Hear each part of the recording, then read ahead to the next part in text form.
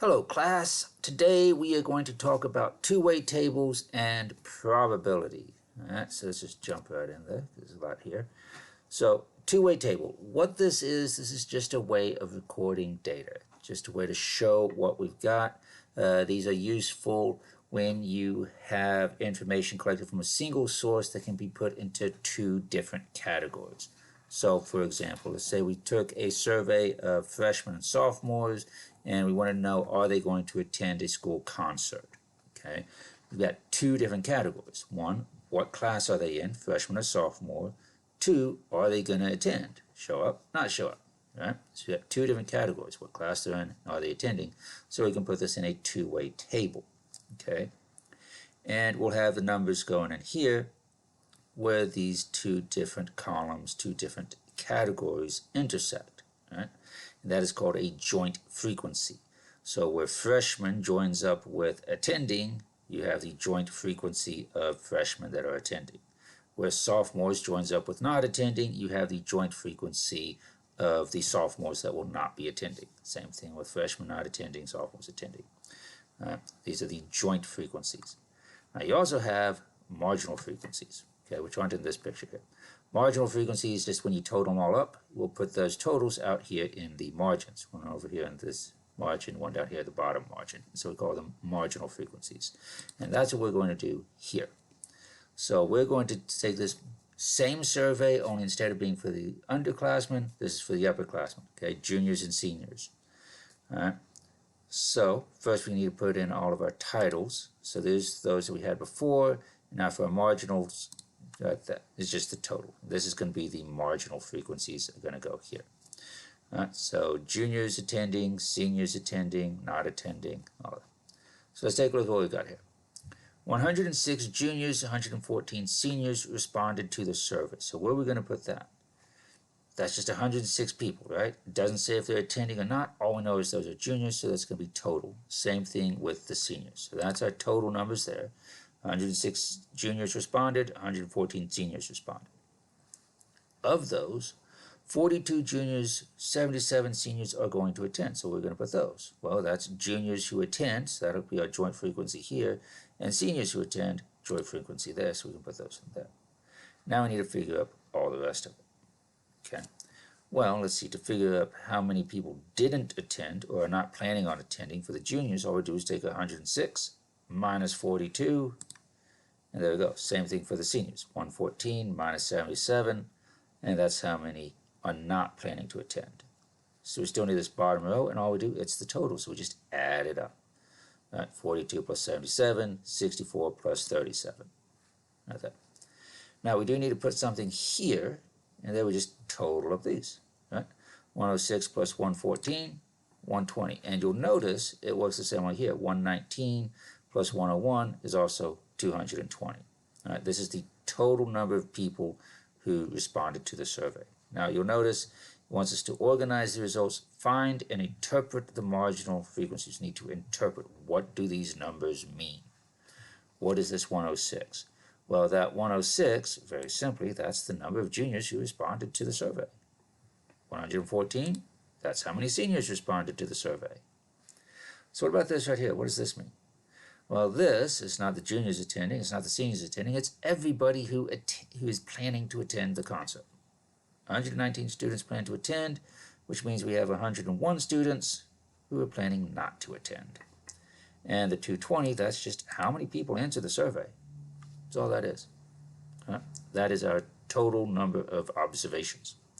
Now, all this is just recording the information. Now we need to do things with it. All right? How can we use this? What can we do with it? And for that, we're going to look at relative and conditional frequencies. All right? Relative frequencies and conditional relative frequencies. All right? So you have joint and marginal relative frequencies. What this is, the joint relative frequency is the ratio of the frequency, not in the total row, over the total number of people you looked at. Okay? Marginal is when you add them up, just like it was a minute ago. Marginal frequency is when you add them up. Marginal relative frequency, we add up the joint relative frequencies. Conditional relative frequency is the ratio of a joint relative frequency to the marginal relative frequency. And you can do this either in columns or rows. We'll get to that in a minute. Let's look at these two first. All right. Joint and marginal relative frequency. That's what we're going to do here. So, as it said, what we're going to do, we're going to take a number that's not in the margin rows, and we're going to divide it over the total. So we're going to flip back there really quickly. So we're going to take this number here, not in the margin row, so 42 for juniors attending, and we're going to divide it by the total number of observations, the total number of people who responded to our survey, the 220. All right. So what we have is 42 over 220, which is going to give us a probability of 0.191, and that is our joint relative frequencies. And we're going to do this for the other ones. So we'll flip back there, and we have 64, 77, and 37, and all three of these are going to be divided by the total number of respondents to our surveys, this 220. All right, so there it is. Go ahead and hit that. Okay. Now we need the marginal frequencies, and it says marginal frequency is the sum of the joint relative frequencies. So we're just going to add them up. There it is. 0.191 plus 0.291 equals 0.482. And that's it. And we're going to do that for the other marginal frequencies here, like so. All right, just add them up going down, add up the seniors going this way. Okay? Now, we do want this one here, and notice either way, it doesn't matter which way you go on this, it is going to equal 1. Either way. Now, I'm just going to show you this. There is another way you can come up with these marginal ones. You can do these marginals just like we did with the joints, where you take the marginal frequency here and divide it by the total number of observations. So that 106 divided by 220, like that, that works. We can do it with all of them. That works. You can do it either way. You can do it like this, or you can just add them up. Probably easier to just add them up. That works. But you can do it like that too. Either way. Which is also explains why this is 1. Right? What is this would be 220 divided by 220, which is 1. What is the probability that somebody surveyed was surveyed? Yeah, 100% they were surveyed. Now, it doesn't ask us to interpret these, but I'm going to anyways. And just a couple of them, because I don't have it. So right here, this 0.482, what does that mean? Well, what that means is 48.2% of the students surveyed were juniors. That's what it means. Okay, it's out of the entire people that were surveyed. All right. Down here, 45.9% of the students surveyed are not going to attend. All right. And these numbers here in the middle, this is the seniors here. This is 35% of the students surveyed, of everybody that we surveyed, is a senior and will attend. All right. That's what that means. 35% of everybody is a senior attending the concert. All right? All right, so that is joint and marginal relative frequencies. Now we're going to look at conditional relative frequencies. All right? So conditional relative frequency, what we're going to do is we're going to take these joint frequencies and divide them by the marginal frequencies. All right? And you can go either by column or by row. Either way, depends on what you're looking for. All right?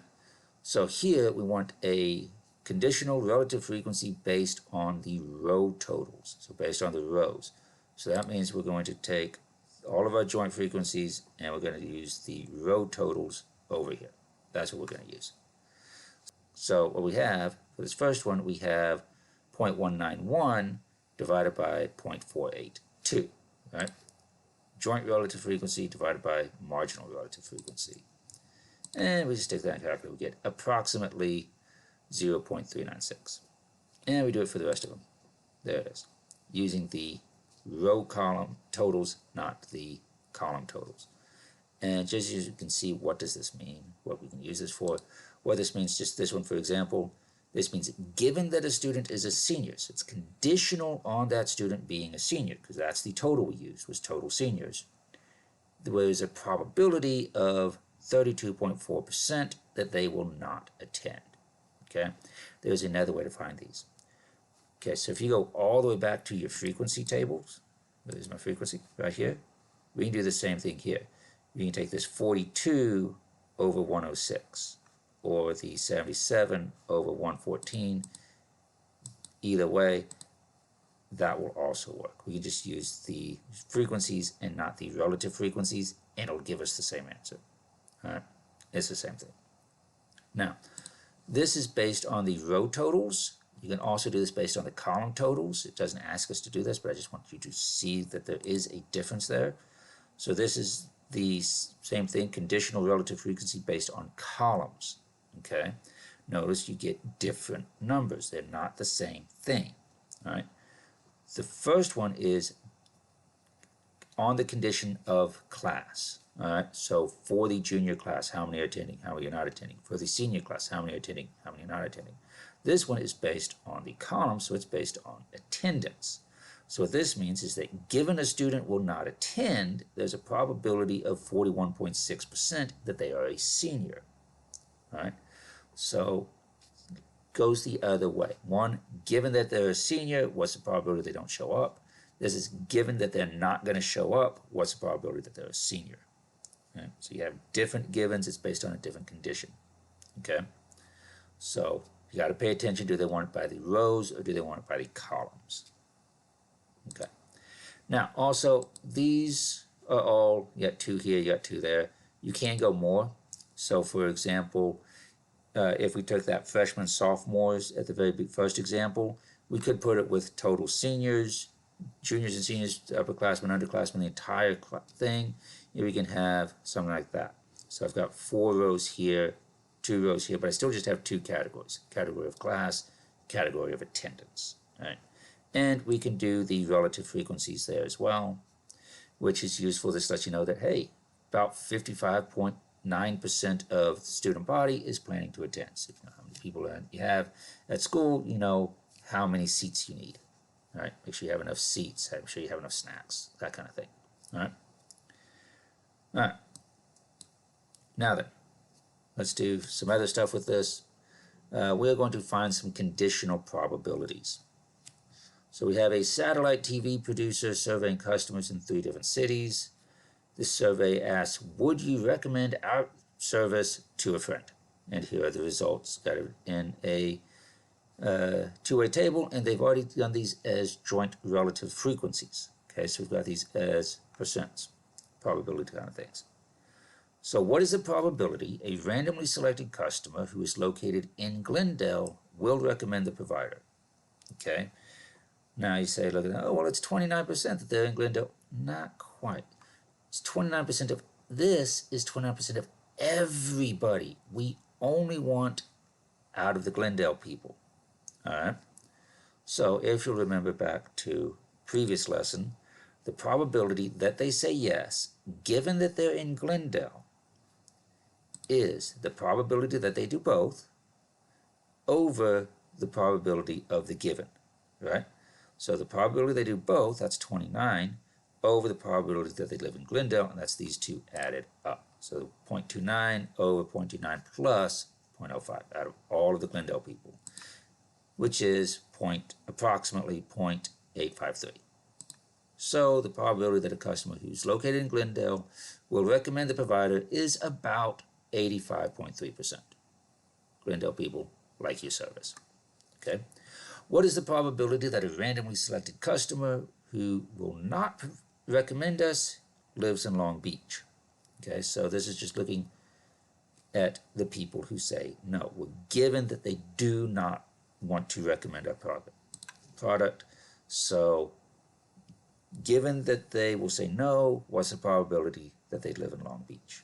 Okay, so same kind of thing, probability of both over probability of the given. All right. So probability of both, Long Beach and no, is right here, that 0.04. The given is all of the no's added up. All right. And if you'll, so there's that. So the probability that a customer who will not recommend the provider is located in Long Beach is about 33.3%.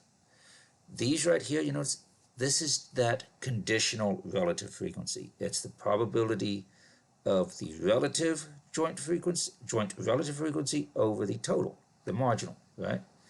Joint over the marginal. If we add all those up, that's our marginal of that. That's what this is. This is conditional relative frequency is what we're finding. Now, determine whether recommending the provider to a friend and living in Long Beach are independent. Does it matter that they live in Long Beach, or would they recommend you no matter where they lived? That's our question here. All right. So if you remember, the way that works is the probability of one is equal to the probability of one given the other. If these two are the same, then they're independent. If they're not the same, then one depends on the other. So probability that somebody lives in Long Beach, well, that's easy enough. Let's see, Long Beach was 32 and 0.04. So you just add them up. Probability that of all the people surveyed, they live in Long Beach, about 36%. Now, what's the probability that they live in Long Beach given that they said yes, they would recommend our stuff? So again, it's probability of both over the probability of the given. So the probability of both, let's see, yes and Long Beach, that's 0.32. Probability of the given, we're going to add up all of the yes row, that marginal there. So there's that. And we stick it in a calculator and we get 0.36. Hey, they're the same. Now this one's rounded, but it's pretty close. So because the probability that someone lives in Long Beach is equal to the probability that someone lives in Long Beach, given that they said yes, then the two events are independent. And it doesn't matter where they lived, they are equally likely to say they like our service and they will recommend it to someone else. All right? So there it is. This is two-way tables. So remember, two-way tables, you just have two columns, two different categories of information, and they're going to line up, and you can see whether, if you're just looking at just the straight up numbers, how many freshmen are attending, this is the joint frequency. If the total is the marginal frequency. To get the relative frequencies, you take those and you divide them by the total number of people that you surveyed. Okay, so joint relative frequency is the joint frequency divided by the total. Marginal relative frequency is the marginal frequency divided by the total. Or for marginal frequency, you could just add these two joint frequencies up. That also works. All right. Conditional frequency is the joint relative frequency divided by the marginal relative frequency. And you have to pay attention. Are you looking at the columns or are you looking at the rows? Which one do they want? Which one is given? Are you given that they're seniors, or are you given that they're not attending? Okay, depends. Columns or rows. All right. Hopefully you found that useful, and I will see you in the next video.